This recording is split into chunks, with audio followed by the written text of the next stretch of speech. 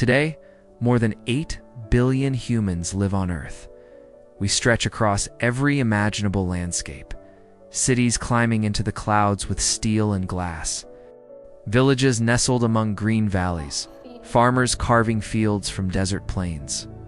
We've sent probes beyond the solar system, laid fiber optic cables across the seabed, created digital networks that bind the planet together in a single heartbeat of information. Humanity dominates this world in a way no other species ever has. From the peaks of the Himalayas to the depths of the Amazon, from Arctic tundra to sprawling megacities, the Earth seems to belong to us alone.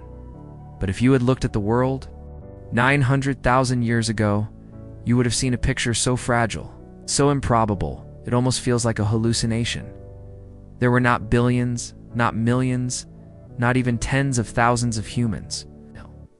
There were just about 1,280 breeding individuals alive. On the entire planet, fewer people than you would find in a modest high school today. Every future life, every empire, every invention, every song and story balanced on a knife's edge, held by this handful of survivors. Think about it. 8 billion descendants from a mere 1,280 souls. It is as if humanity passed through the eye of a needle, and somehow against all logic emerged on the other side. If you've ever slammed your car brakes at the last second and missed a collision by inches, you know that shiver in your spine, that cold realization of how close. Disaster came.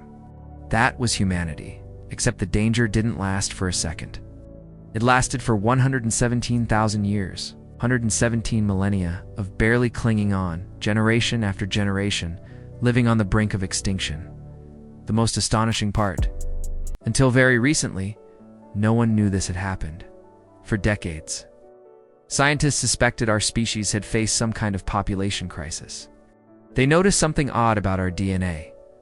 Compared to other animals, humans are astonishingly uniform. Chimpanzees, scattered across Africa in small groups, have far more genetic variety among them than all 8 billion humans alive today. That shouldn't be possible.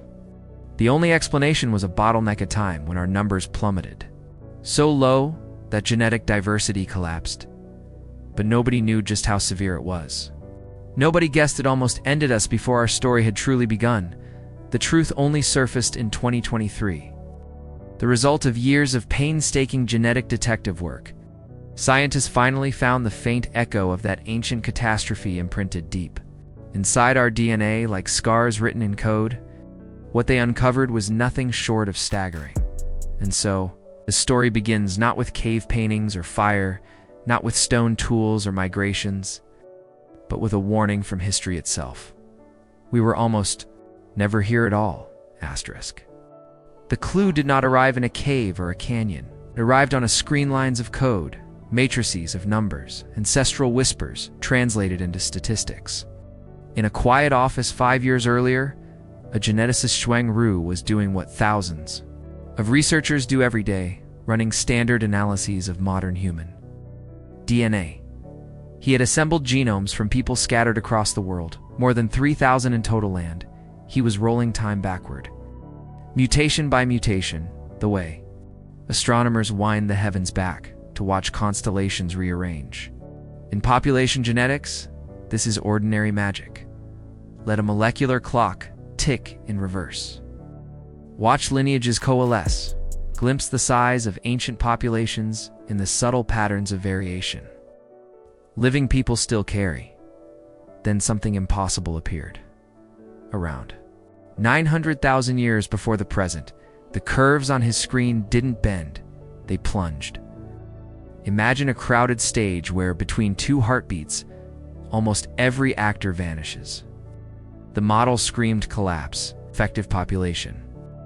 Size and estimate of how many individuals actually passed their genes on fell to a number so small it didn't feel like a species anymore. At first he did what good scientists do with shocking results. Distrusted them. Bad parameters can do this. So can a flawed mutation rate, a wrong assumption about generation length, a noisy data set. He reran the pipeline. He changed priors, shuffled panels, threw out troublesome genomes, added new ones. cross-checked against other algorithms that inferred deep demographic history, the older pairwise coalescent tools. The multi-sample approaches, anything that could falsify the finding. Each time, the abyss remained. 98.7%.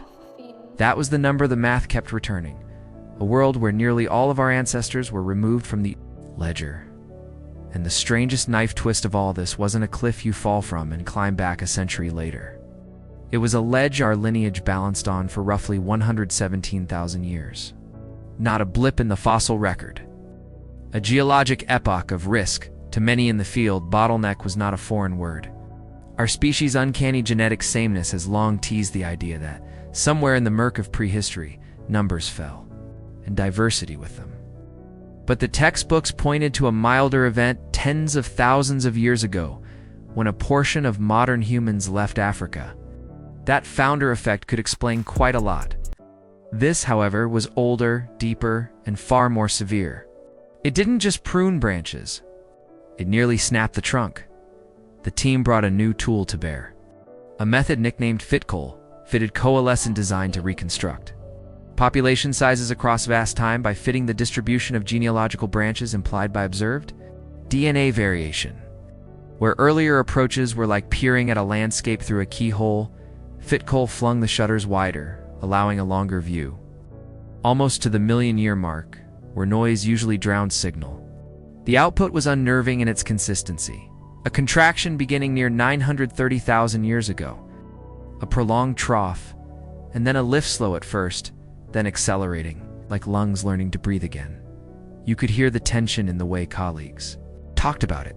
True, it meant that at some point during the early to middle Pleistocene transition, when glacial rhythms shifted from relatively gentle 41,000-year cycles to brutal 100,000-year swings, the human line did not simply decline.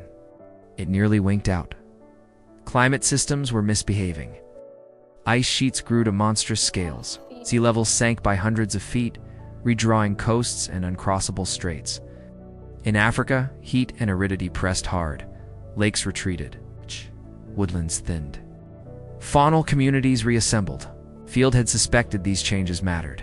DNA was now saying, they almost ended us.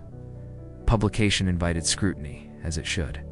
Reviewers pressed on all the weak points: mutation rate calibrations, generation time assumptions, the influence of selection, the pitfalls of interpreting effective population size as census headcount. The authors were careful. Effective. Size is not a simple roll call. It is a measure of how many individuals actually contribute genes to the next generation. In small, structured, stressed populations, that number can be far below the tally of bodies on the ground. But even with that caution, the trough remained a canyon. The paper's figures might as well have been seismograms recording a long, slow earthquake. Outside the equations, a few independent lines of evidence nodded along. Archaeologists had named a fossil gap between roughly 950,000 and 650,000. Years ago, few hominin remains, scattered and often outside Africa. Paleoclimate records from ocean cores and ice proxies confirmed the timing of the mid-Pleistocene transition. The exact reorganization of Earth's climate machinery that could have hammered populations, dependent on rainfall and the movement of grazing herds, none of these could prove the genetic result. But together they traced the outline of the same catastrophe, and still. The human thing to do in the face of data like this is to try to disbelieve it. So the team kept asking whether something else, anything else, could carve such a deep scar into the genome. Could selection at linked sites reduce variation so broadly that it masqueraded as demographic collapse? Could unmodeled structure several small populations exchanging migrants fool the algorithms? They simulated, they perturbed, they failed to make the abyss go away. Numbers, however, are only as alive as the stories we let them tell. To translate the result into a human key, you have to imagine what approximately 1,280 breeding individuals means on the ground. It means a mosaic of tiny bands, dozens of people each spread thin across a continent, with luck and water separating. Survival from oblivion. It means rivers failing, game disappearing, and knowledge becoming a lifeline. It means that a single drought cycle, a single epidemic, A single volcanic winter could have snapped the last threads, and yet the threads held for longer than our own species has even existed. The discovery forced a reappraisal of events we thought we understood. That mysterious fusion event to ancestral chromosomes, joining to become our chromosome 2 sits in the same broad time frame. In a large, healthy population, a structural change like that might flicker out. A small one, chance and selection can carry it to universality. Today, every human cell bears the seam of that fusion molecular scar from a century, of millennia spent in the narrowest of straits. Some researchers even noted that genes near the fusion site touch neurodevelopmental circuits. No one claims a single mutation made us human, but we can say this: the genetic landscape that defines us today was landscaped under pressure. The magnitude of the bottleneck also recolored our strengths and our fragilities. If you pair a species' diversity by more than half some estimates, put the loss near 65%, you simplify its immune repertoire, heighten its susceptibility to sweeping pathogens, and increase the odds that deleterious variants persist through drift. We see glimmers of that in the modern world, a species bizarrely uniform for its size, carrying vulnerabilities alongside its brilliance.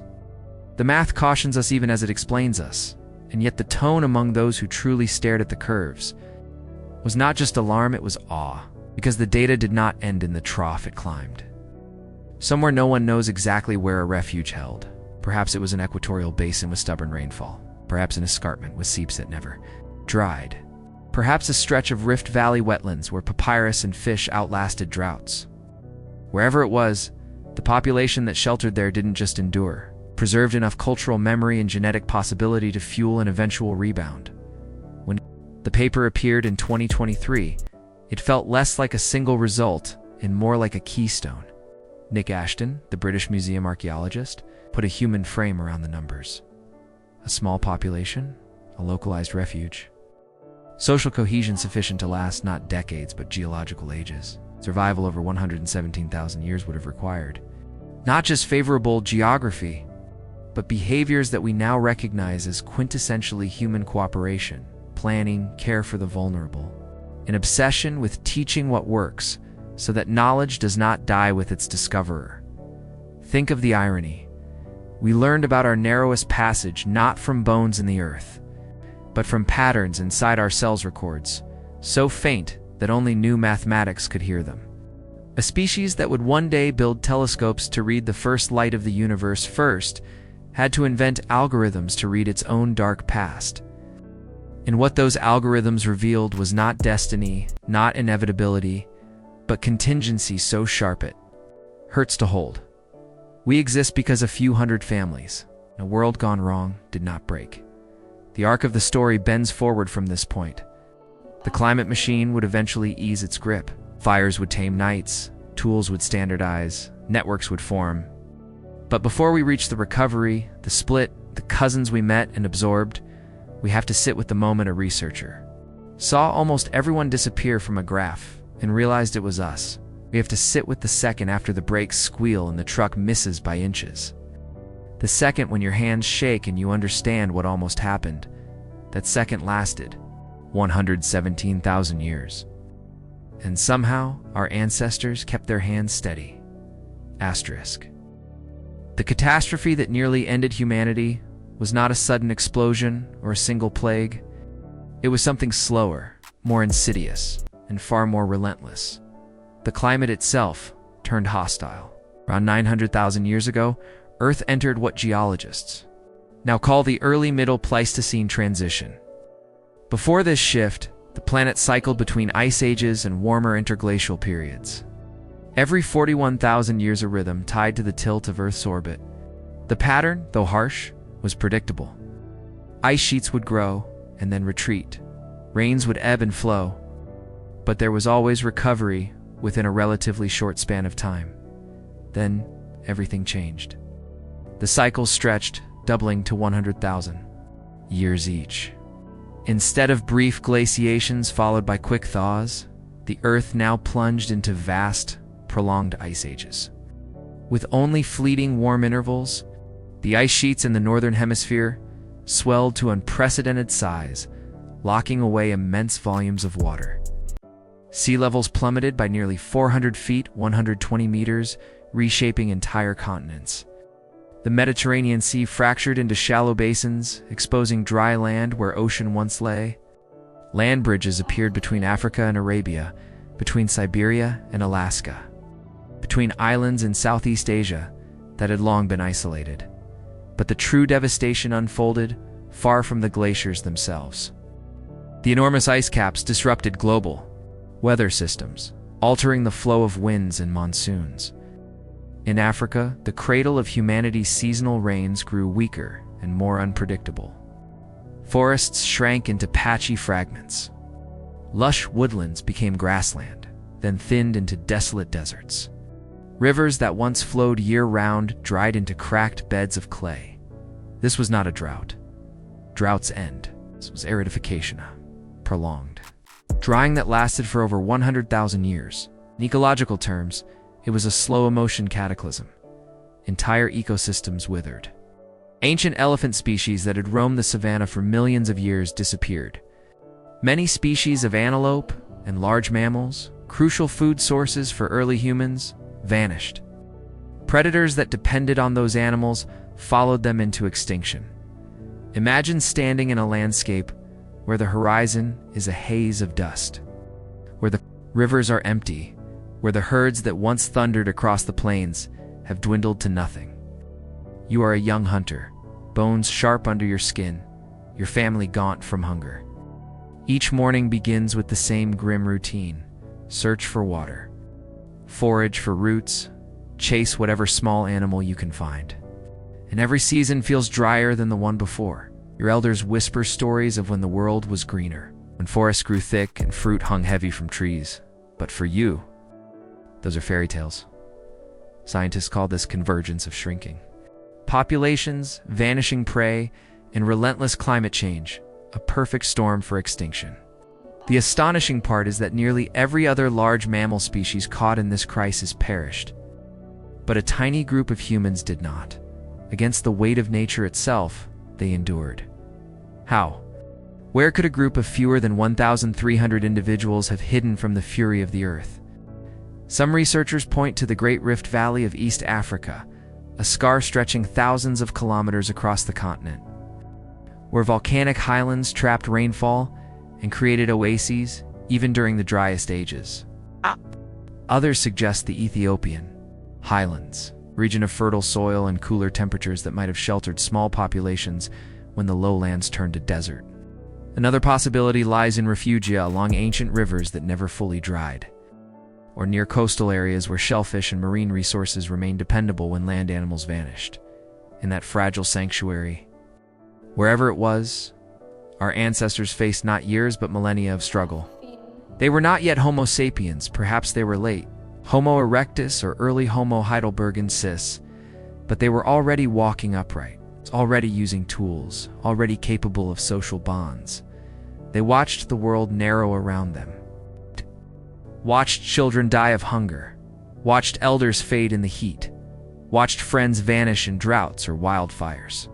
And still, somehow, they refused to die out. The genetic collapse revealed by whose team was not just a statistic. It was a scar left by firelight and starvation, by desperate migrations across dry riverbeds, by families huddled in caves against dust storms. The survival of those 1,280 was not inevitable, it was improbable, which makes it all the more miraculous. Asterisk, but just surviving wasn't the only thing that happened in those long, more brutal millennia. Hidden deep inside the DNA of that fragile human remnant, something extraordinary occurred, an accident of nature so rare it almost seems intentional. During this bottleneck period, two ancient chromosomes fused into one. It was a genetic anomaly, the kind of event that might occur once in several million years. And yet it happened right when humanity was hanging by a thread. This fusion created chromosome 2, a distinctive feature that sets humans apart from our closest relatives. Chimpanzees and gorillas carry 48 chromosomes. We carry 46. The evidence is literally etched into our genomes. Scientists can still point to the molecular scars. where two ancestral chromosomes joined end to end, leaving behind a telltale signature. It is as if someone stitched ancient scrolls together. The seam is still visible today. Some researchers believe this was more than a genetic quirk. Near the site of the fusion are genes connected to brain development, cognitive complexity, and the regulation of growth. The idea that a single accident of DNA, combined with the intense survival pressure of a population, reduced to just over 1,000, could have nudged our ancestors toward the larger, more adaptable brains we carry, today is almost too poetic. But evolution often works this way. Catastrophe becomes crucible, and random mutations can turn into defining traits. For the survivors, none of this would have been visible. They weren't aware of chromosomes, or even the concept of heredity. What they knew was hunger, cold, thirst, and the fragile warmth of their fires. Still, every child who managed to live long enough to have children of their own carried forward that fused chromosome, generation after generation. Slowly, imperceptibly, it spread through the tiny population until it became universal. Today, all 8 billion of us carry that genetic mark.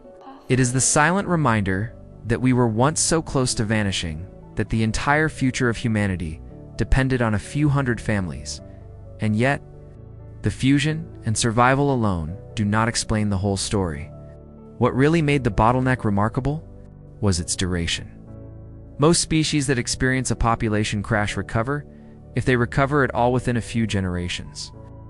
After a volcanic eruption or a sudden drought, survivors can repopulate quickly once conditions stabilize. But in our case, the numbers remained painfully low for over 117,000 years. That's more than 4,000 generations of humans living on the knife's edge, never quite growing, never quite collapsing completely. The British Museum archaeologist Nick Ashton, who reviewed the 2023 study, put it starkly: for a human population this small to persist for so long, the survivors must have lived in a very specific place, some kind of refuge where water, food, and social stability endured when the rest of the world was dying. It is a sobering thought. The fate of every person alive today, every city skyline, every story told, was held in the hands of people who clung to life in a forgotten corner of Africa. Where exactly was this sanctuary? Was it in the lush highlands of Ethiopia, where volcanic soil could support edible plants even in the dry ages? Or along the shores of ancient Lake Victoria or Lake Tana, which might have held water when other rivers failed?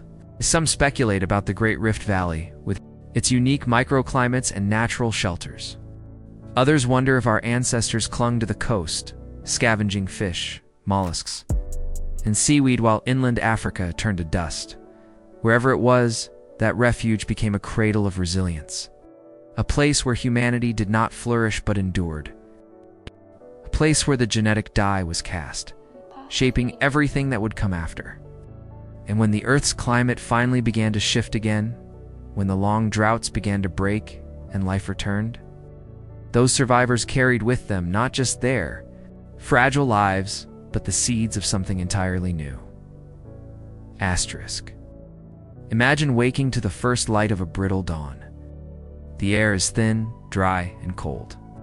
Your family huddles close, skin pressed to skin, because body heat is the only defense against the freezing night.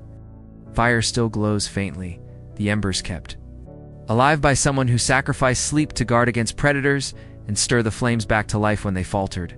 This was not a temporary hardship.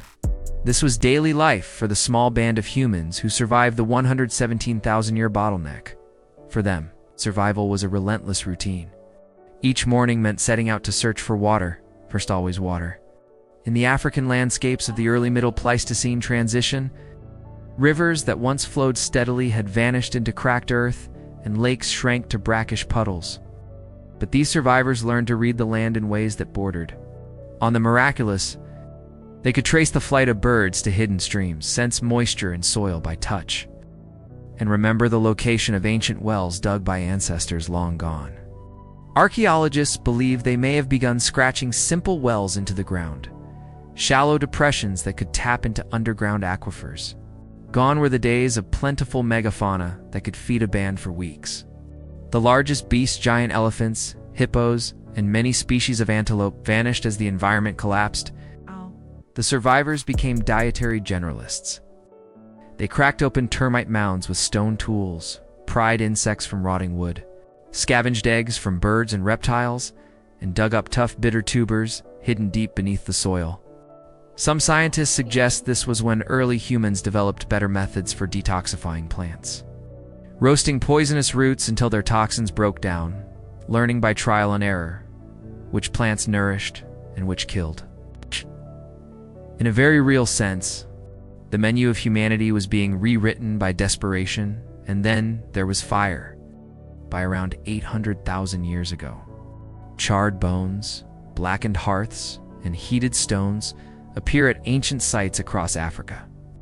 Fire was no longer an occasional accident sparked by lightning, it was being mastered. Passed down deliberately, tended like a family heirloom. Fire meant cooked food, safer to eat, richer in calories. It meant protection against predators who prowled the night.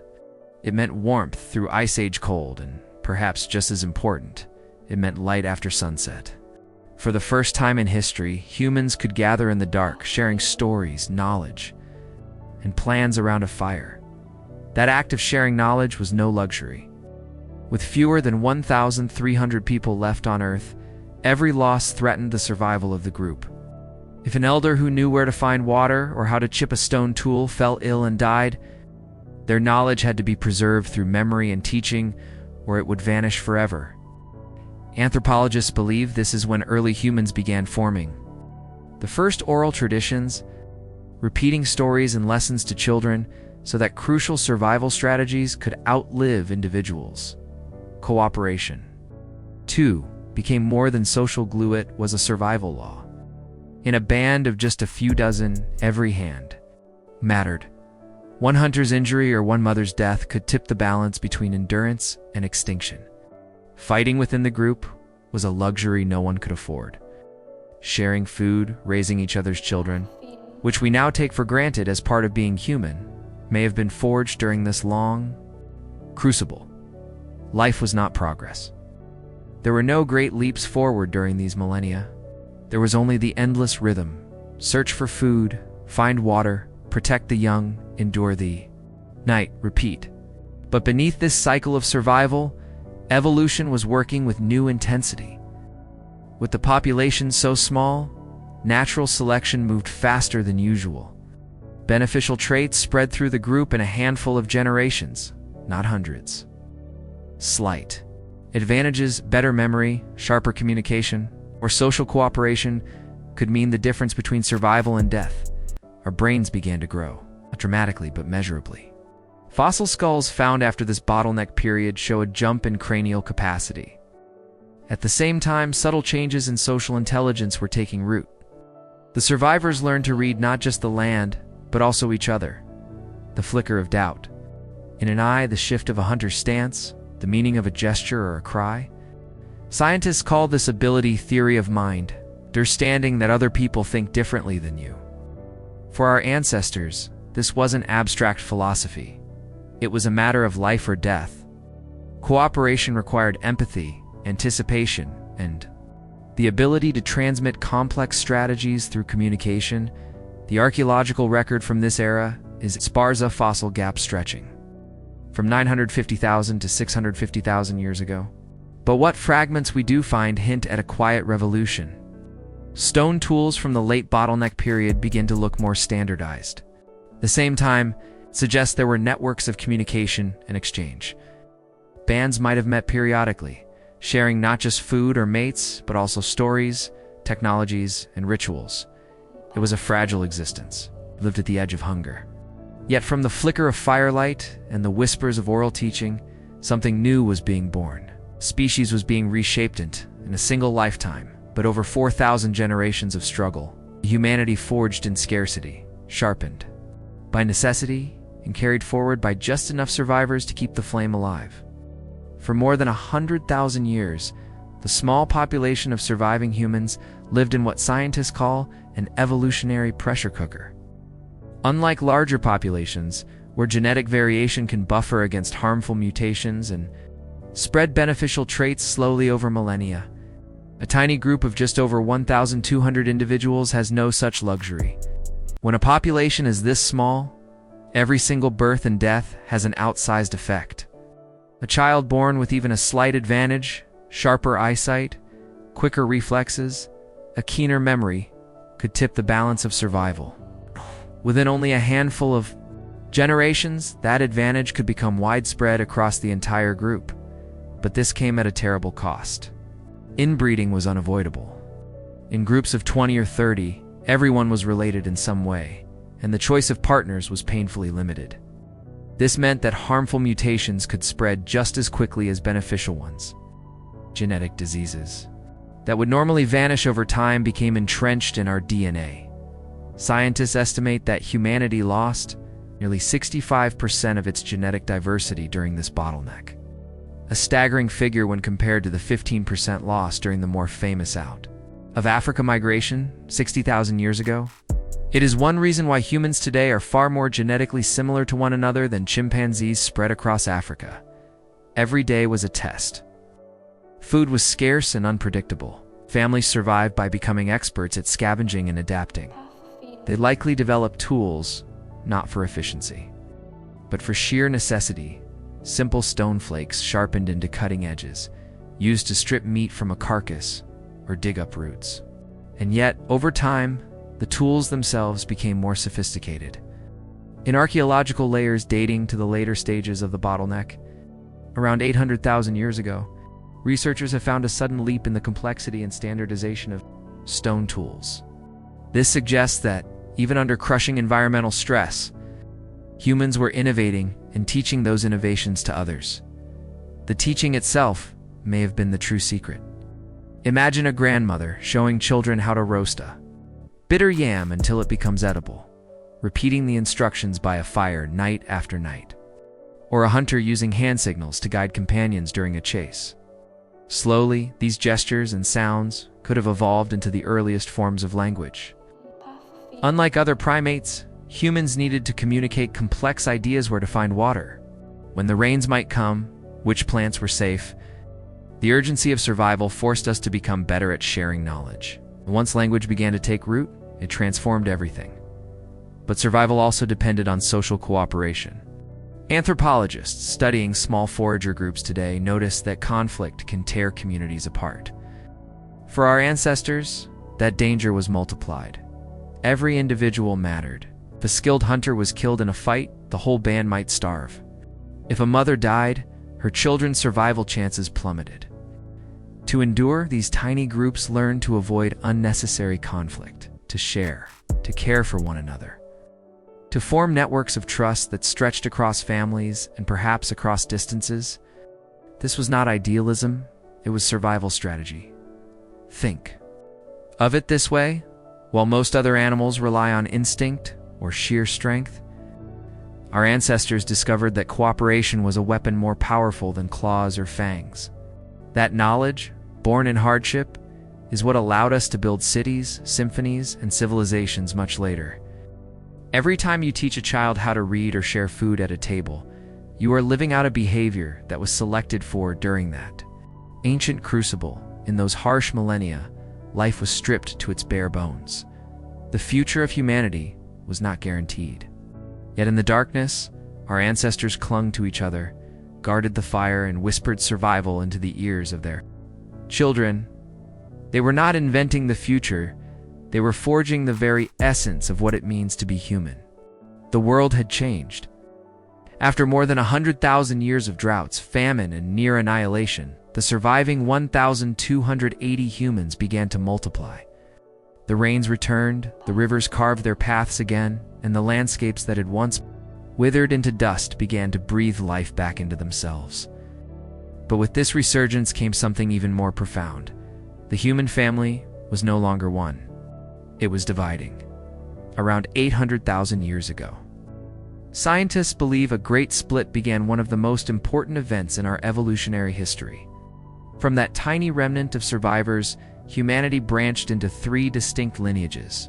Each group carried the same genetic scar, the fused chromosome 2, but from that common root, 3 different human species would bloom: Homo sapiens in Africa, Neanderthals in Europe and Western Asia, and the enigmatic Denisovans in Asia and Oceania. This wasn't just migration.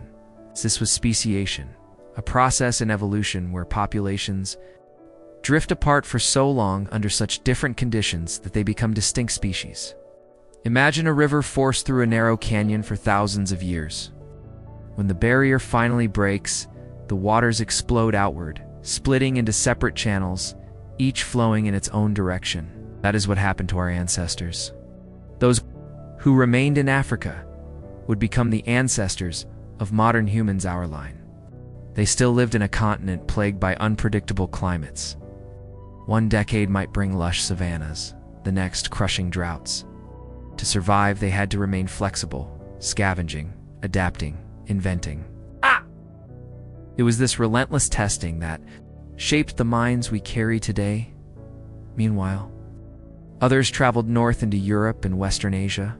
There, the environment was unforgiving. Long snow, long winters, short summers. These migrants adapted differently.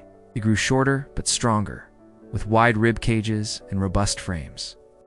Their skulls became elongated, with heavy brow ridges and broad noses, likely helping them warm the frigid air. Over time, these people became what we now call the Neanderthals, a species that would one day inspire myths of giants and wild men whispered around ancient campfires. Farther east, another branch journeyed into the vast landscapes of Asia. Some settled in the icy highlands of Tibet, where the air was so thin most creatures suffocated. Others ventured to Southeast Asia and beyond, crossing seas to reach distant islands like New Guinea. These were the Denisovans, a people so elusive that only a handful of bones and teeth, discovered in a Siberian cave in 2008, revealed their existence. Yet from these tiny fragments of bone, scientists extracted DNA that told a shocking truth. Denisovans had not only survived, but their bloodline lives on inside millions of people today. Populations in parts of Asia and Oceania still carry Denisovan genes that help them thrive at high altitudes or digest certain foods. What is remarkable is not only the branching itself, but how connected these groups remained. Even as they spread across 3 continents separated by deserts, mountains, and oceans, they did not become strangers.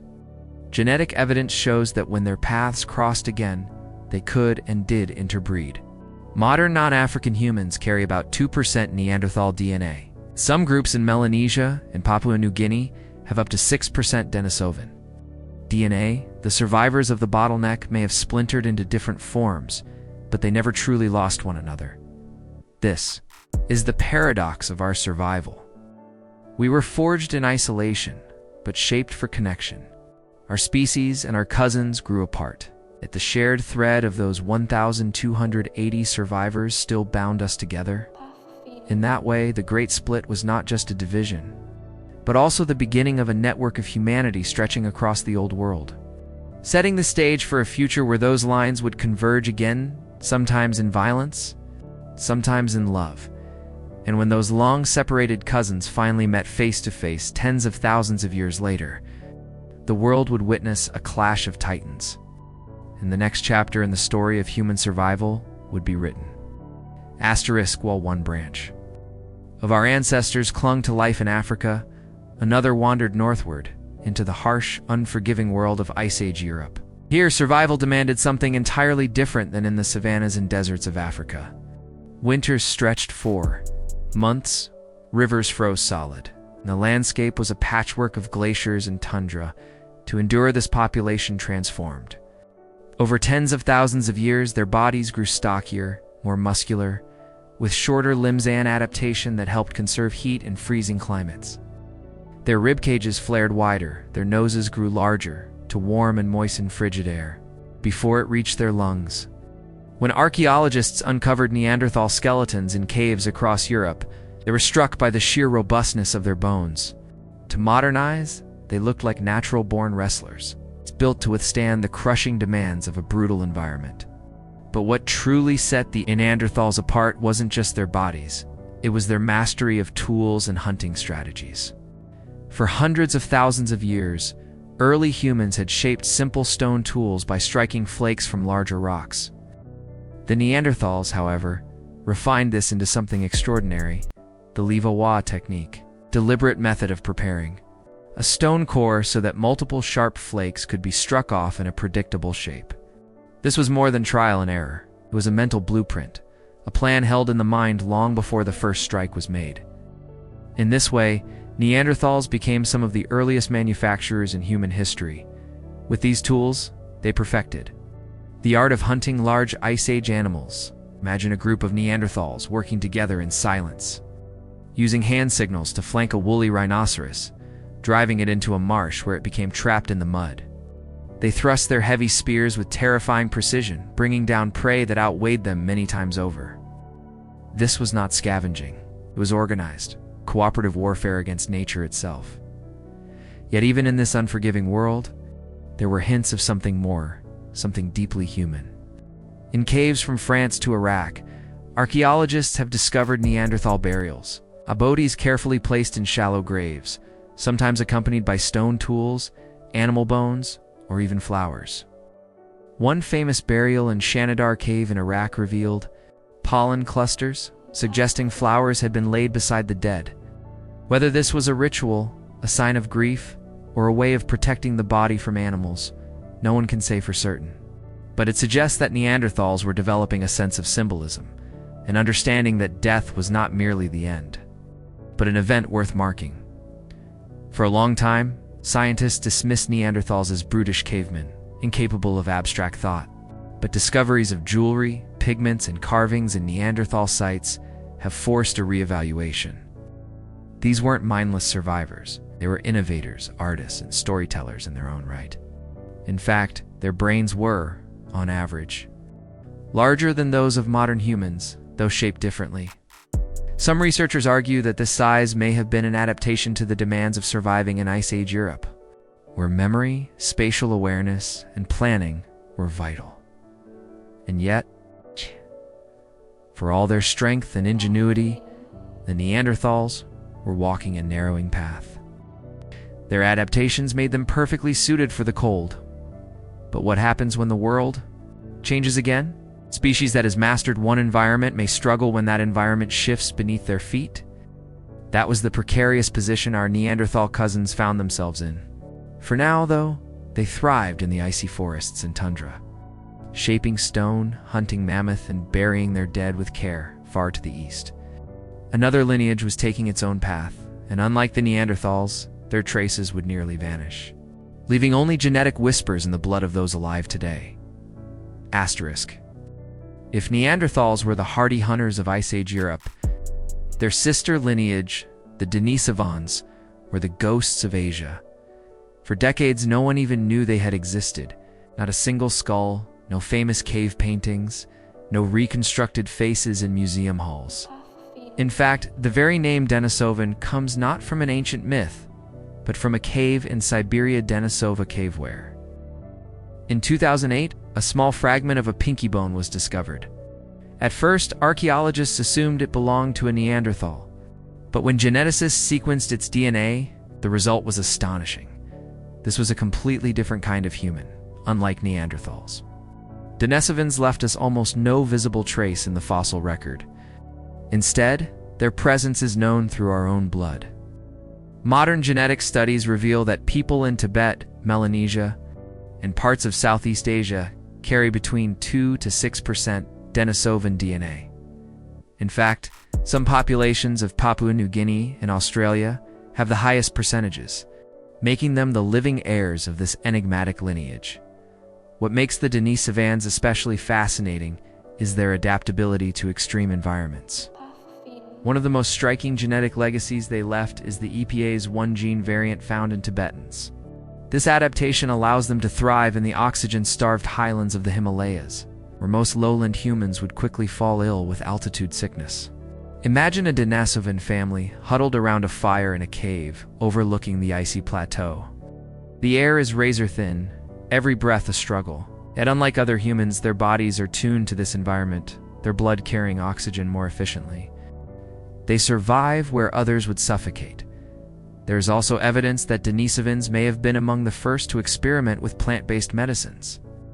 Genetic clues suggest they developed resistance to certain toxic compounds found in plants, a hint that they may have learned how to use herbs for healing or sustenance. Some scientists even speculate that Denisovans might have begun early forms of grain processing, perhaps roasting or fermenting wild grasses in ways that prefigure agriculture. Human civilization might trace back to this mysterious people, and yet the Denisovans remain phantoms. Aside from a few teeth, a jawbone in Tibet, and traces of DNA in our genomes, we know almost nothing of what they looked like, how they spoke, or what they believed. Did they sing songs that echoed across the Himalayan valleys? Symbols in stone like their Neanderthal cousins? We may never know. What we do know is that their survival strategies, whether climbing mountains or navigating oceans, pushed the boundaries of what humans could endure. While our species, Homo sapiens, was learning flexibility in Africa's unpredictable climate, and Neanderthals were mastering the ice, the Denisovans were pioneering life at the extremes. And when all three species finally crossed paths again, their legacies would fuse sometimes in violence, sometimes in intimacy, shaping the DNA of the people walking the earth today. Asterisk, the end of the great. Bottleneck did not just unleash a population, boom. It sparked a wave of innovation, cooperation, and creativity that changed the trajectory of human history forever. When the climate finally began to ease, the survivors, whether in Africa, Europe, or Asia, were no longer the same fragile. Groups who had once huddled in caves, scraping by on roots and insects, they had been hardened, sharpened, transformed by necessity into something far more formidable. In Africa, the ancestors of modern humans turned survival into an art form. Their tools, once rough stone choppers, evolved into carefully shaped blades, scrapers and points, each designed for a specific purpose. Archaeologists call this the rise of the Acheulean and later the Acheulo-Brutian tool traditions, where craftsmanship was no longer random but methodical and standardized. A hand axe, made thousands of miles away in East Africa, might look remarkably similar to one carved in the southern reaches of the continent. This suggests something extraordinary. Knowledge was being shared across great distances. Ideas were no longer bound to individuals or even single groups. They had become communal property, passed from one clan to another, linking scattered humans into a fragile web of communication. In Europe, the Neanderthals were undergoing their own cultural transformation. Their harsh winters demanded ingenuity. They learned to haft stone blades onto wooden handles using natural glues like birch to raw process that required heating bark and low oxygen. A chemical experiment as advanced as early alchemy. This was not instinct. It was the product of deliberate planning and the ability to imagine future needs, to prepare adhesive, shape wood, and attach stone in just the right way. The tools they created were weapons of precision, turning their immense strength into lethal efficiency. Their hunting tactics became strategic dramas of coordination. As groups worked together to drive herds into ambushes or toward cliffs, but what may surprise us most is not their brute power, but their humanity. In sites such as La Chapelle-aux-Saints, in France, Neanderthal skeletons have been found buried with care, knees drawn in, surrounded by remnants of food and ornaments. Some scholars argue the pollen found near the graves is evidence of burial rituals with flowers, a sign of reverence for the dead. Others are cautious, suggesting natural causes. But the very act of burial love, returning the body to the earth, marks a profound shift. These were humans who imagined meaning beyond survival. Meanwhile, far away in Asia, the Denisovans walked paths that remain obscured by time. Their genetic fingerprints suggest they were master adapters. Some groups evolved in the high-altitude plateaus of Tibet, where oxygen levels are half of what most of us can endure. Others ventured across the open sea, leaving behind traces of their DNA in the populations of Papua New Guinea, Australia, and the Philippines. Archaeological evidence hints that Denisovans may have been early maritime navigators, building boats long before Homo sapiens dared to cross open water. Imagine the courage it took to step onto a wooden craft, push off into the unknown ocean and trust that land lay somewhere beyond the horizon. But beyond tools and technology, something else was stirring. For all three human species, this was the age when culture became as important as muscle. The bottleneck had taught our ancestors that survival wasn't an individual feat. It was a collective achievement. Tiny groups could not afford secrets. Every skill, every discovery had to be taught, repeated, remembered. Out of this urgency grew the beginnings of oral traditions, perhaps even the seeds of language itself. Picture a circle of firelight. Children sit wide-eyed, watching their elders carve stone points or roast roots. Each lesson passed down is not just information, it is survival, distilled into story. Over generations, these moments may have evolved into myth, song, and ritual, the first sparks of something we now call humanity's soul. The bottleneck had nearly destroyed us, but in its shadow, it gave us something else: the capacity for culture. Out of scarcity came abundance, not of food, but of ideas. Out of suffering came resilience. And out of near-death came the birth of the humans who would one day write, paint, build, and remember. But survival was never guaranteed.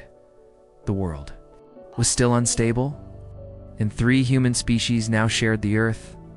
They were bound by the same genetic scar, yet destined to face each other in a contest that would shape the future of every man, woman, and child alive today. Asterisk. Around 60,000 years ago, a small group of our ancestors, early Homo sapiens, stood at the edge of Africa. Before them stretched the Sinai Peninsula, a narrow land bridge leading into the Levant, the threshold of a vast new world. They could not have known that on the other side of that desert and sea lay their long-lost cousins. The Neanderthals, descendants of the same tiny band of survivors who had endured the ancient bottleneck for nearly 500,000 years, had thrived in Europe and Western Asia, mastering the art of survival in icebound landscapes. They had stalked mammoths across the steppes, endured winters that lasted 8 months, and built lives in caves lit by fire. Their bodies bore the memory of this struggle: dense bones, broad shoulders, and noses built to draw in freezing air. They were formidable, and to our ancestors, they must have seemed both alien and hauntingly familiar. Imagine the moment. You are part of a small Homo sapiens band. You have traveled north through parched valleys, following rivers that reawaken. After centuries of drought, then, one morning across a ridge, you see them. Not animals, not quite strangers, but not you. Their brows are heavy, their faces thrust forward, their frames thicker than yours. A mixture of fear and awe grips your group. Do you flee? Do you fight? Or do you approach? The truth is, our species did all three. The archaeological record tells of conflict, Neanderthal skeletons with deep wounds, and human settlements reinforced with defensive structures.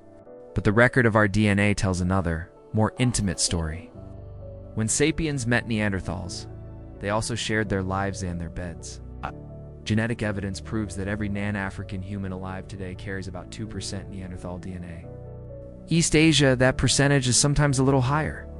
Those ancient encounters were not only battles, but unions, alliances, and families.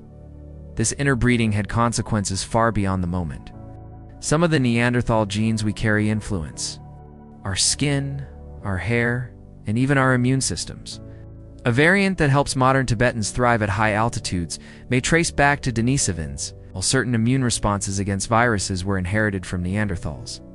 Ironically, some of the same genetic fragments also predispose us to autoimmune disorders and allergies today. Shadow of ancient survival strategies that no longer serve us for tens of thousands of years. The Middle East became a revolving door. Climate shifts would open corridors into Europe, allowing sapiens to push north. Then the ice would return, and Neanderthals would push them back south. Back and forth, the line of contact moved like a tide. The region became a crucible of human interaction, where violence and intimacy coexisted. These meetings were unlike anything that had ever happened before. For the first time in history, different species of humans gazed into each other's eyes, recognizing something uncannily familiar. They were not predators meeting prey. They were rivals who saw themselves reflected, distorted, in another's face. Out of that tension came both bloodshed and bonds, both conflict and kinship. The fate of humanity would not be decided in a single clash, but in the slow grind of thousands of years of competition and exchange. Our ancestors had the advantage of adaptability and inheritance from the bottleneck years. But the Neanderthals had strength, memory, and a deep-rooted culture of survival. The balance between them was fragile. At this point, the story of the bottleneck takes on a new layer. It is no longer just about survival against the Earth itself. It becomes a story of survival against each other. Asterisk around 45,000 years ago. A new spark lit up the darkness. Our ancestors Homo sapiens began producing a set of tools so advanced, so versatile, that archaeologists had to give it a new name: the Upper Paleolithic Toolkit. For millions of years, stone tools had looked roughly the same: crude choppers, heavy hand axes, flakes sharp enough to scrape hides or cut meat. But suddenly, the tools changed. Instead of a single blunt edge, humans learned to strike stone cores in a way that produced long, razor-thin blades. One block of flint could now yield dozens of sharp cutting edges, each replaceable like a modern utility knife blade. From these blades came arrowheads, scrapers, awls, and drills, objects designed with specific functions in mind. It was the difference between a rock and a scalpel. They also invented the otlot, or spear thrower, a simple lever that extended the human arm, making a thrown spear faster, farther, and deadlier. With it, a group of 8 humans could bring down a woolly mammoth, where a group of 20 Neanderthals might once have struggled. This efficiency meant fewer hunters could secure more food, freeing others to gather plants, weave fibers, or care for children. But technology was only part of the transformation. Humans had also begun to master symbolic expression. In caves from France to Indonesia, paintings of animals, spirals, and handprints began to appear. Some were carefully layered with natural pigments, others etched into stone. These were not just decorations, they were memories, prayers, or instructions encoded in images.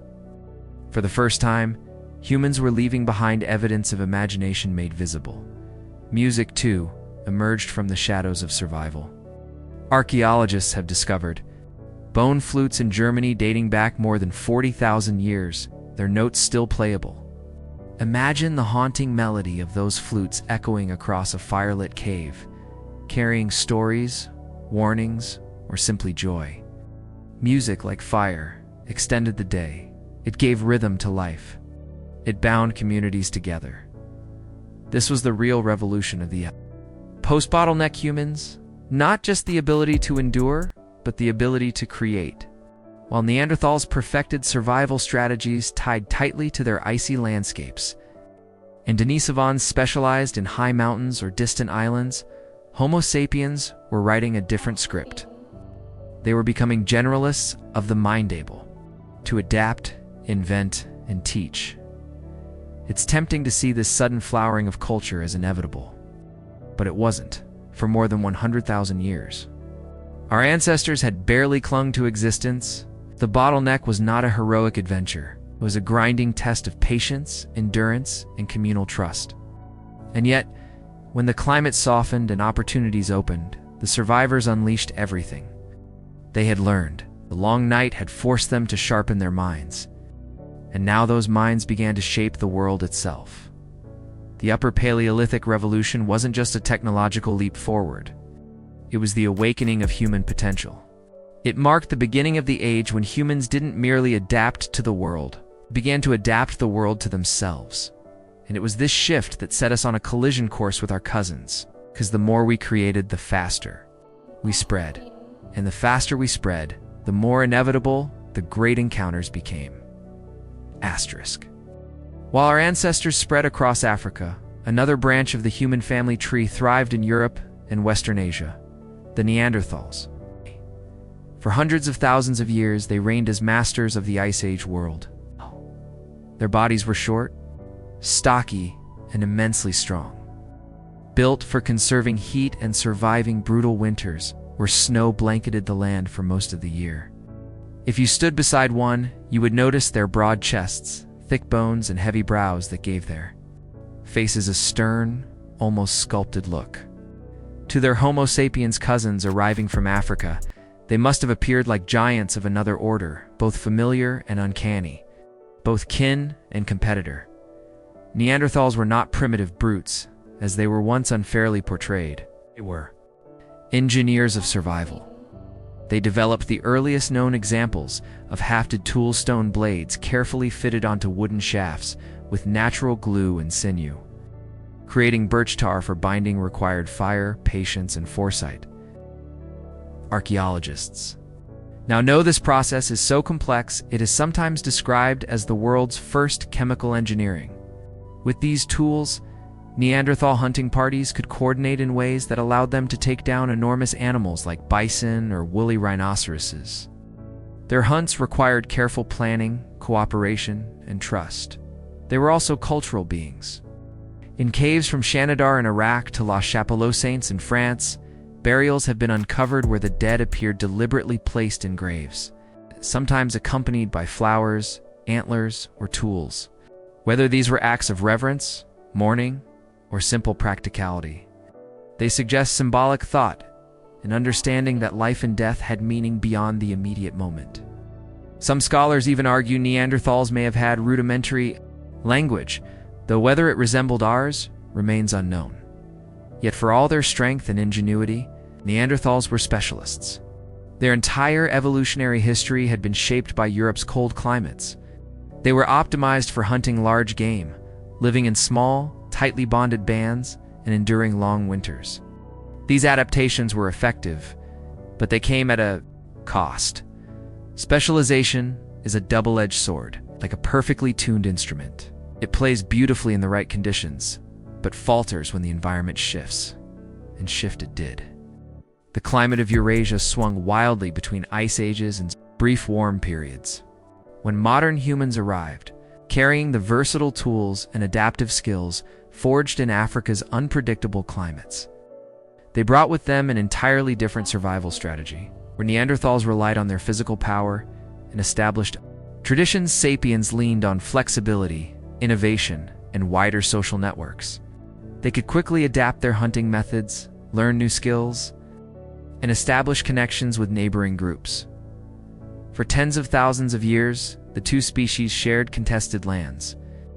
Evidence shows violence was common. Fractured skulls, broken bones, and even fortifications at human settlements suggest a world where conflict was ever present. Yet at the same time, there were moments of peace and intimacy. Genetic studies show that interbreeding between Neanderthals and sapiens occurred multiple times, leaving a permanent mark in our DNA.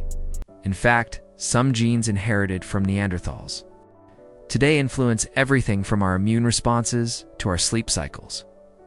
Still, competition was relentless. Slowly, territory by territory, Neanderthals were pushed into the margins. Rocky Mountains, forest edges, and southern refuges where resources were scarce. Their population shrank, and by 28,000 years ago, the last known Neanderthals clung to survival in caves near Gibraltar, their voices fading into silence. Their extinction was not the swift eradication of one group by another. It was a long twilight, a slow decline as flexibility outlasted strength. The Neanderthals were brilliant in their own way, but the world had changed. Adaptability, our ancestral gift from the bottleneck, proved more powerful than sheer endurance.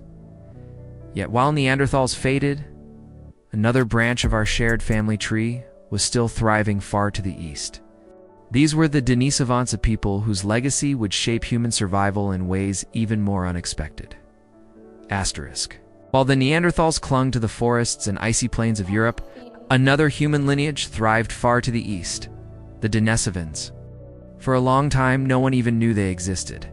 Their story came to light only in 2010, when a fragment of a finger bone was unearthed in the dark depths of Denisova cave in the Altai Mountains of Siberia. The bone looked unremarkable, but when scientists sequenced its DNA, they realized they had discovered an entirely new kind of human. Not quite us, not Neanderthal, something else. A lost branch of our family tree, hidden in plain sight. The Denisovans left behind very few fossils, perhaps fewer than a dozen fragments, and yet their genetic legacy is astonishing. Modern populations across Asia and Oceania still carry Denisovan DNA. In some Pacific Islander groups, like those in Papua New Guinea and Australia, that number can reach as high as 6%. More intriguingly, Tibetans possess a unique Denisovan gene variant that helps their blood carry oxygen efficiently at extreme altitudes. Without this ancient gift, survival on the Himalayan plateau where oxygen levels are 40% lower than at sea level might have been impossible. This suggests something remarkable. The Denisovans were not just survivors, they were masters of extreme environments. They likely lived in icy Siberian caves, roamed across Central Asia, and even reached the islands of Southeast Asia, where evidence suggests they may have developed early forms of seafaring technology. Imagine them crafting rafts or primitive boats, crossing treacherous straits long before recorded history, leaving their genetic fingerprints across thousands of miles of ocean. And yet, for all their resilience, they too would fade into the shadows of time. When modern humans arrived in Asia around 50,000 years ago, they encountered Denisovans, just as their African kin had encountered Neanderthals. The DNA record shows multiple episodes of interbreeding between Denisovans and modern humans, passing on useful traits like resistance to certain diseases and adaptations to local diets. Some scholars even suggest that Denisovan populations might have been the first to experiment with processing wild grains or harnessing plants with medicinal properties. If true, that would mean they carried fragments of knowledge about agriculture and healing that would only reappear much later in human history. But the vastness of Asia may have been both a blessing and a curse. Like the Neanderthals, Denisovans didn't vanish quickly. Some populations survived longer, scattered across mountains, forests, and islands. In fact, genetic evidence suggests that humans interbred with Denisovans as recently as 25,000 years ago, meaning that as little as 1,000 generations ago, our ancestors were still meeting their Denisovan cousins. But slowly, like the fading echo of a drumbeat, the Denisovans disappeared, their distinct identity absorbed into ours. Their story is perhaps the most haunting of all. A people who left behind almost no bones, but who live on inside us. Every breath taken at high altitude by a Tibetan herder, every Pacific Islander whose genes carried Denisovan traces, is a whisper from a vanished humanity. They did not vanish entirely. They became part of us, but our species was not done yet. The return of the rains in Africa and the explosion of culture and technology gave Homo sapiens something no other human lineage possessed: the ability to survive by transforming. Again and again, no matter how the world changed, then that adaptability would prove decisive in the final act of our shared story. Asterisk. By around 60,000 years ago, a small group of our ancestors left Africa and began walking into the unknown. They could not have imagined what awaited them, not just strange landscapes and unfamiliar animals, but other humans different, yet hauntingly similar as the Levant, perhaps along the rocky edges of the eastern Mediterranean. They met the Neanderthals, their distant cousins. The first encounter must have been electric, faces both human and alien. Bodies built for different worlds, gazes meeting across a valley that had seen countless migrations before. What happened in those first moments? Is it fear, curiosity, violence, or something more tender? We cannot know. But the record written in our DNA tells us at least part of the story. They interbred.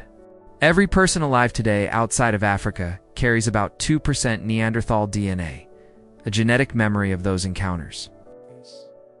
In parts of Asia and Oceania, many also carry up to 6% Denisovan DNA. These ancient unions weren't rare accidents, they happened multiple times, across vast distances and generations, and yet cooperation had limits. The Middle East became a kind of revolving door for human species. Climate shifts would allow Homo sapiens to push northward, only for Neanderthals to reclaim the land when the ice receded. For thousands of years, the two populations contested the same rivers, caves, and hunting grounds. Archaeological evidence reveals trauma on bones consistent with violent clashes, as well as defensive structures built by early humans. Ow. These were not idyllic meetings of long-lost cousins. They were battles for survival. Still, sapiens had an edge. The Upper Paleolithic toolkit was more than a set of weapons, it was a revolution in efficiency. Where a Neanderthal hunt might demand enormous cooperation and physical strength, a smaller band of humans armed with throwing spears, bows, traps could bring down the same prey with fewer numbers and less risk. This technological leap allowed sapiens to expand into new territories rapidly, maintain larger populations, and outlast setbacks. By 28,000 years ago, the Neanderthals had been driven to the margins of Europe. Their last stronghold, a cave near Gibraltar, sheltered a dwindling population. The cold winds off the Atlantic carried their final fires into history. Their songs, their languages, their myths, whatever they were, vanished. They had survived ice and hunger, but not us. The Denisovans endured longer. Asia was vast, full of mountains, forests, and island chains. They adapted to extremes we could scarcely imagine, breathing the thin air of the Tibetan plateau. Thanks to genetic mutations that modern Tibetans still carry, or navigating waters to reach distant islands like Flores and New Guinea, suggesting a seafaring skill set tens of thousands of years ahead of its time. They may have even experimented with using wild plants as medicine. Hinted at by genetic adaptations in some Asian populations that make certain toxins less harmful. But here too, the tide of history turned. When Homo sapiens arrived in Asia, they didn't immediately erase the Denisovans. Instead, for millennia, the two species coexisted, sometimes competing, sometimes mingling. Eventually, though, the same forces that doomed the Neanderthals caught up with the Denisovans. Small, scattered populations faced larger, faster breeding sapiens who could innovate and adapt endlessly.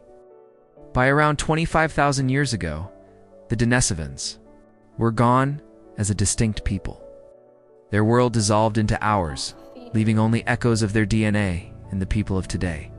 By 20,000 years ago, only one human species remained. The descendants of those 1,280 survivors of the Great Bottleneck had not only recovered, but spread across every habitable continent on Earth, reshaping landscapes, hunting vast herds, and building the first permanent settlements. The three-way evolutionary experiment: sapiens, Neanderthals, Denisovans was over. Against all odds, only one lineage endured, and the reason was not brute strength, nor even the largest brain. It was adaptability. Modern humans had been forged in Africa's chaos, a land of shifting climates, where droughts lasted for decades. Then gave way to floods, where survival meant constant innovation, constant cooperation, constant change. Neanderthals and Denisovans had perfected their niches like finely tuned race cars. But when the track changed, their specialization became a trap. Our ancestors, by contrast, were like all-terrain vehicles. Never perfect, but always ready to improvise, to adapt, to survive. It was this flexibility, mental, social, and cultural, that made Homo sapiens the last humans standing. Asterisk with the Neanderthals fading in the west, and the Denisovans slowly dissolving into our lineage in the east. Homo sapiens found themselves in a world that was vast, dangerous, but increasingly full of possibility. The rains had returned to Africa, the rivers ran stronger, and herds once again roamed the plains. But it wasn't just the land that had changed, it was us.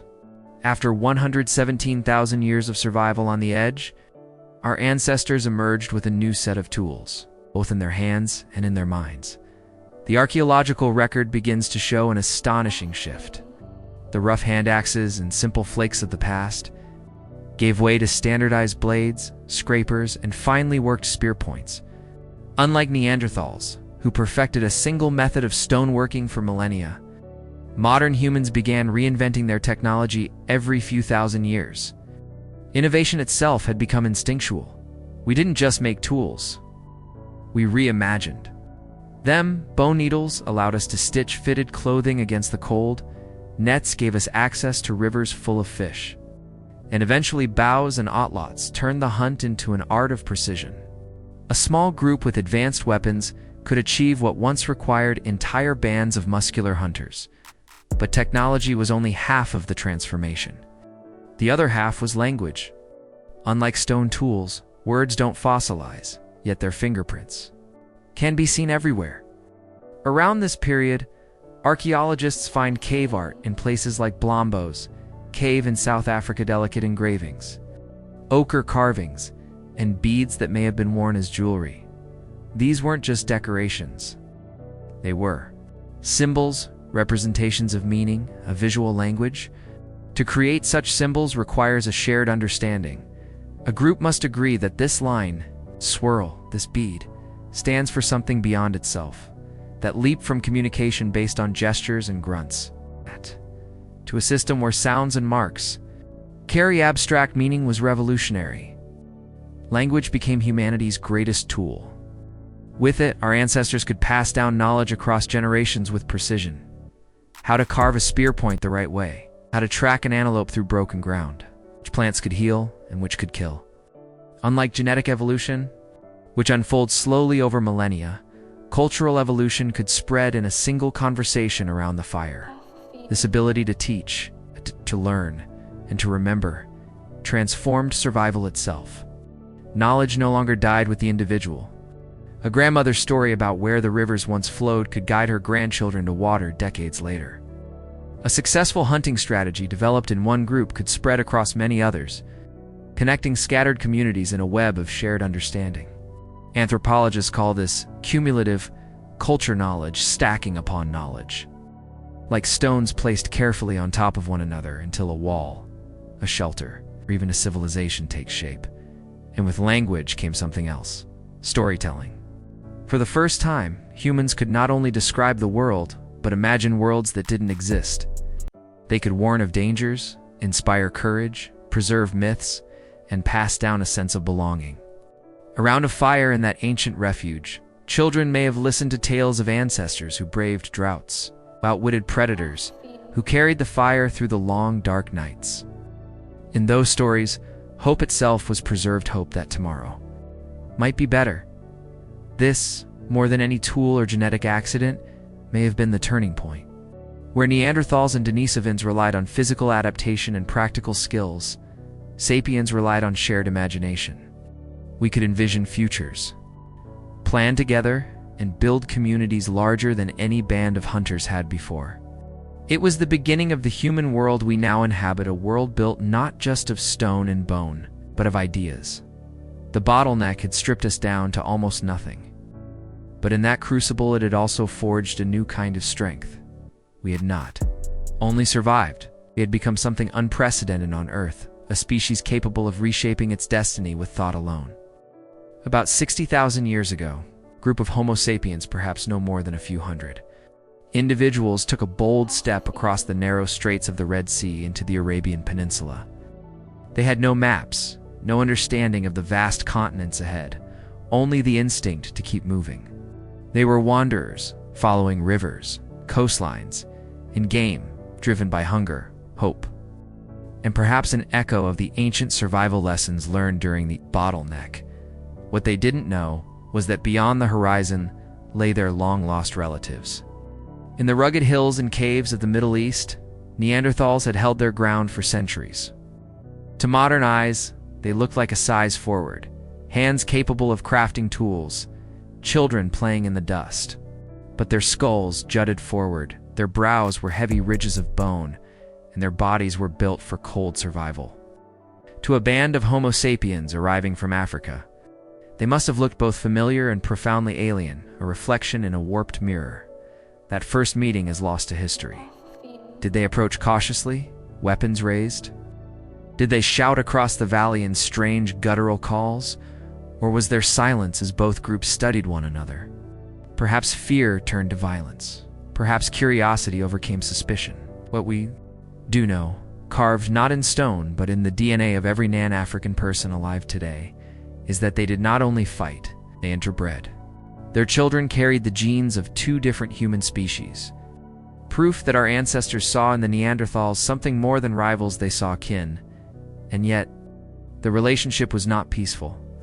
The Middle East became a shifting frontier, a borderland that changed hands with the climate. When warm periods expanded the grasslands, sapiens pressed northward. When glaciers advanced again, the Neanderthals pushed them back. For tens of thousands of years, the two species were locked in a dance of advance and retreat, alliance and conflict. Skeletal remains from this time bear the marks of trauma, broken bones, and wounds, consistent with close combat. Archaeologists have even found evidence of fortifications built by Homo sapiens, suggesting that conflict was frequent enough to reshape how our ancestors lived. The balance could not hold forever. Around 45,000 years ago, sapiens began to use the Upper Paleolithic toolkit, a leap forward in human ingenuity. This toolkit included finely crafted stone blades that could be hafted onto spears, throwing spears and atlots that extended the hunter's reach, and delicate bone needles that made fitted clothing possible in freezing climates. Nets, fish hooks, and traps opened up food sources that had been out of reach for other humans. For the Neanderthals, survival had always depended on immense strength, endurance, and cooperation within small groups. For us, survival depended on innovation itself. And once that innovation became habitual, it was unstoppable. The competition turned one-sided. A Neanderthal hunting party of 20 might spend days driving a mammoth into a ravine. A band of sapiens, half their number, with lighter bodies and more advanced tools, could bring down the same prey with fewer risks. The result was inevitable. Sapiens could feed more mouths, cover faster from disasters, and move swiftly into new territories. By 28,000 years ago, the last known Neanderthals survived only in small refuges like the caves of southern Spain and Gibraltar. There, in isolated pockets, they held on as the world changed around them. Imagine the last Neanderthal child chasing the shadows of seabirds against the Atlantic cliffs, unaware that her people's story was reaching its end. Within a few generations, she and her kin were gone, leaving behind only bones buried in caves and a sliver of DNA that still lingers in our own blood. In Asia, the story was more diffuse, less dramatic, but no less profound. Denisovan populations survived much longer, scattered across mountains and islands. They thrived in high-altitude plateaus in icy Siberia. Even in the tropical forests of Southeast Asia, their skills were extraordinary. They likely built watercraft capable of crossing open seas long before most of our species dreamed of such journeys. They knew how to harness plants in ways that suggest early forms of medicine. Their genes tell us they were pioneers of adaptation, and their descendants still live within us, shaping traits like resistance to certain viruses or the ability to thrive in oxygen-poor environments, and yet over time, they too disappeared as distinct peoples. Some groups may have survived until 25,000 years ago. Intermingling with arriving Homo sapiens in what is now Southeast Asia, their identity faded. Not with a sudden extinction, but through the slow merging of bloodlines. By the end of this long and turbulent saga, Homo sapiens stood alone. The last survivors of the great bottleneck had not only endured, they had triumphed. On a planet where other humans had thrived, adapted, and then vanished, our ancestors persisted, spread, and remade the world in their image. The final curtain had fallen on the age of many humans. A new age had begun, the age of one species, with the memory of many. From that fragile core of 1,280 ancestors, all of us descend. It is a number so small that it seems impossible to reconcile with the vastness of today's human population. Over 8 billion souls scattered across every continent. Evidence is written in our very cells. Scientists estimate that during this ancient catastrophe, we lost nearly 65% of our genetic diversity. To put that in perspective, the more recent out-of-Africa migration 60,000 years ago, often seen as a major evolutionary bottleneck, reduced diversity by only about 15%. The earlier disaster was 4 times more severe. This loss of diversity has left a permanent mark on our species. Human beings, compared to other primates, are genetically homogeneous. to chimpanzees in different parts of Africa might differ more from each other than you differ from a stranger on the other side of the world. It's why illnesses that exploit shared weaknesses, viruses like influenza, or genetic disorders such as sickle cell anemia and Huntington's disease can strike us so effectively. In a sense, the very success of those 1,280 survivors carried hidden costs. Scars etched into our DNA, vulnerabilities that persist even today. But alongside the scars came something else, its extraordinary strengths. Those millennia of survival. On the brink created what some geneticists call an evolutionary pressure cooker. In large populations, beneficial mutations can take tens of thousands of years to spread. In tiny populations, they can become common within a few generations. When survival is uncertain, when every season threatens famine or death, the smallest advantage, a keener eye, a more inventive hand, a greater capacity for empathy, could mean the difference between life and extinction. For more than 117,000 years, generation after generation of early humans were tested in ways no species should endure. The weak and the inflexible did not pass on their genes. The ones who survived were those who could cooperate, adapt, and think ahead. Slowly, human brain began to change. Size increased modestly, but its wiring became more efficient. Genes near the fused chromosome to appear to influence neural development. And some scientists argue that this period of extreme stress may have accelerated the growth of our cognitive capacities. Imagine the consequences without that fusion. Without those long millennia of hardship, perhaps Homo sapiens would never have developed the same ability to plan, to innovate, to tell stories, to dream. The very essence of what we call humanity, our art, our music. Our empathy might be the legacy of a catastrophe that nearly erased us. It is a paradox. Our fragility gave birth to our strength. We became more intelligent, but also more vulnerable to disease. We lost much of our genetic diversity, but gained an unmatched ability to cooperate and adapt. We are the product of loss and endurance, of death and survival. And that makes the discovery of this bottleneck not just a scientific revelation, but a mirror held up to our species. When we look at the story encoded in our DNA, we are forced to confront a sobering truth: human success is not guaranteed. Our survival was never inevitable. We almost didn't make it. The fact that we are here at all is evidence of something fierce, something resilient, something profoundly fragile yet unbreakable at the core of our species. But even as the bottleneck shaped our intelligence and our social instincts, it also set the stage for a new chapter in the human story.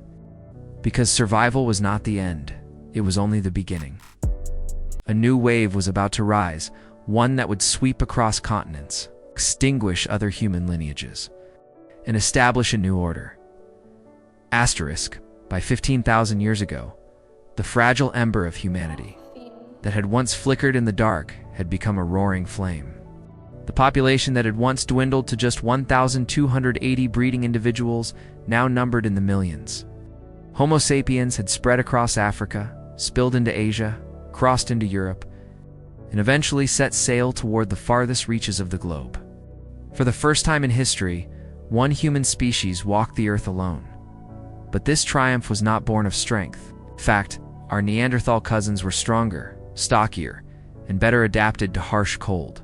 Denisovans, as far as we know, were capable of thriving in places we would have found almost uninhabitable.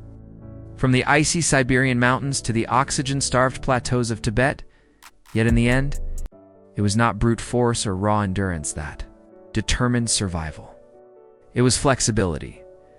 Our ancestors had grown up in chaos: long droughts, sudden floods, shifting climates, vanishing animals. This was their school, their teacher, their forge. The Neanderthals were like specialized predators, optimized for the Ice Age tundra.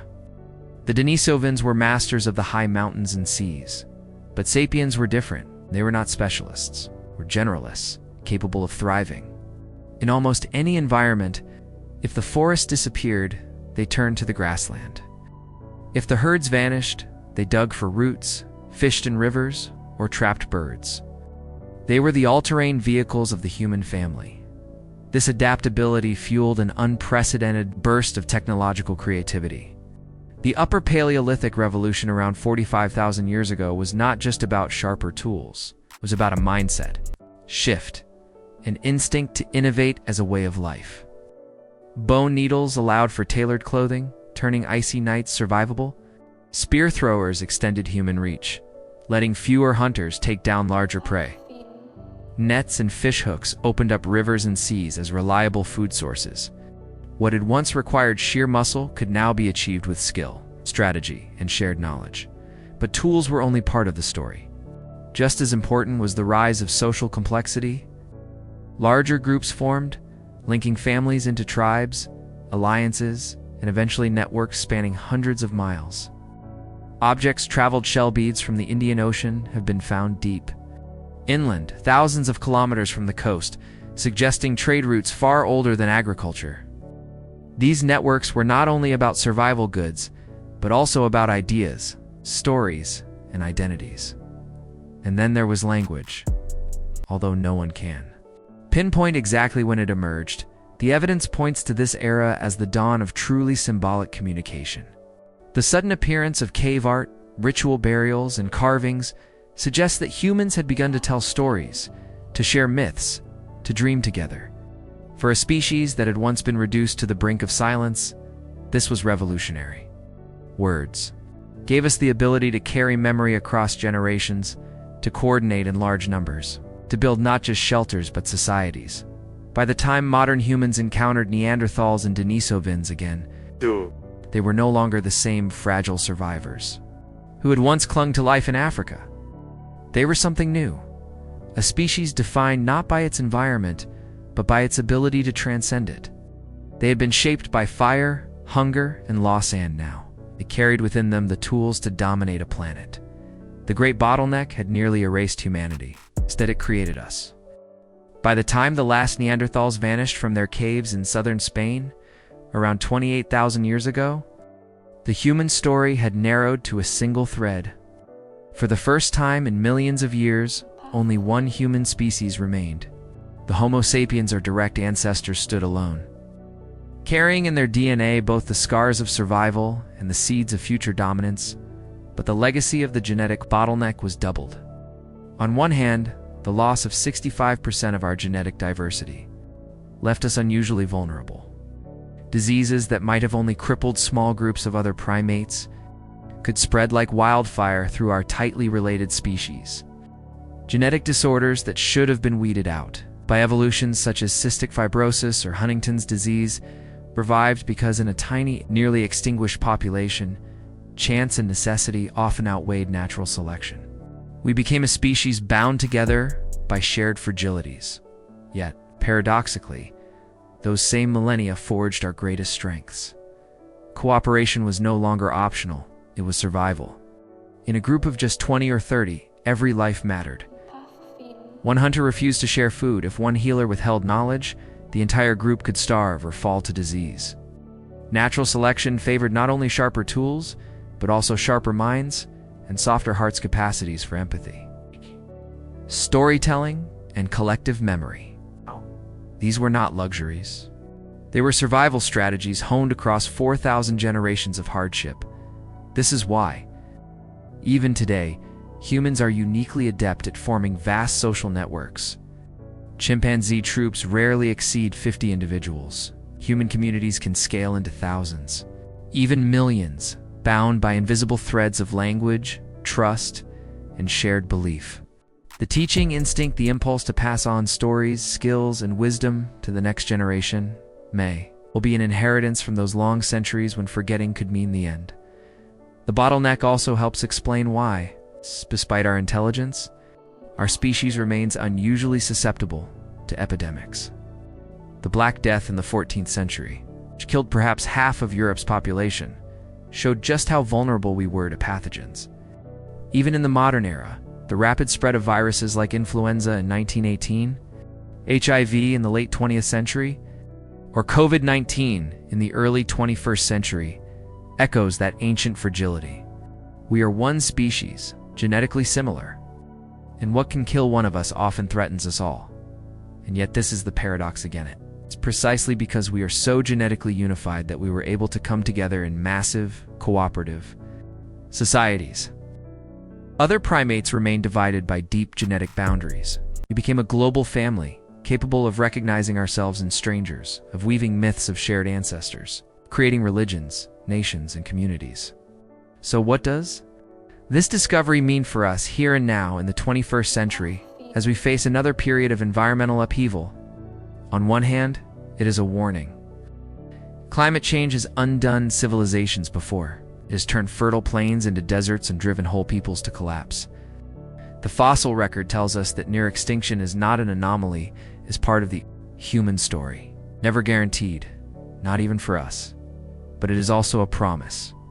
The traits that carried us through 117,000 years of near extinction adaptability, operation, innovation are still alive within us.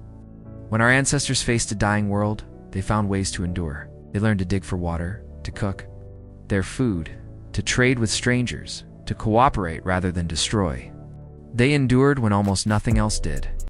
Every time we solve a problem, every time we teach our children a skill, every time we work together despite differences, we are echoing that ancient inheritance. Those 1,280 survivors still live within you as not metaphorically, but in our chromosomes, in the architecture of our brains, in the shared resilience of humanity. 900,000 years ago, it looked as if the human story might flicker out forever. The ice was advancing, the rains were gone, and the animals were dying. But a small group of survivors refused to give in. They carried us through the fire, and when the world opened again, they lit the torch of civilization. And that is why today, from the lights of Tokyo to New York, from the deserts of Arabia to the peaks of the Andes, there are 8 billion of us. We build cities that glow like constellations, send machines to Mars, compose music that stirs the soul, and tell stories that echo through generations. All of this our art, our science, our empathies, the fruit of that ancient resilience. The bottleneck is both a story of despair and a story of hope. It is a reminder that humanity has walked to the edge of extinction before, and a testament that when everything collapses, we can still endure. If those few thousand ancestors could survive for over 117,000 years in a world of drought, famine, and ice, then perhaps we too can face the challenges of our own age climate change, pandemics, wars, and divisions. Because the truth is this: there has never been a them. There has only ever been Isa, single, fragile, stubborn family, carrying the same fused chromosome, the same hard-earned intelligence, the same desperate will to survive. And if our story tells us anything, it's that humanity does not give up. We adapt, we endure, we find a way forward.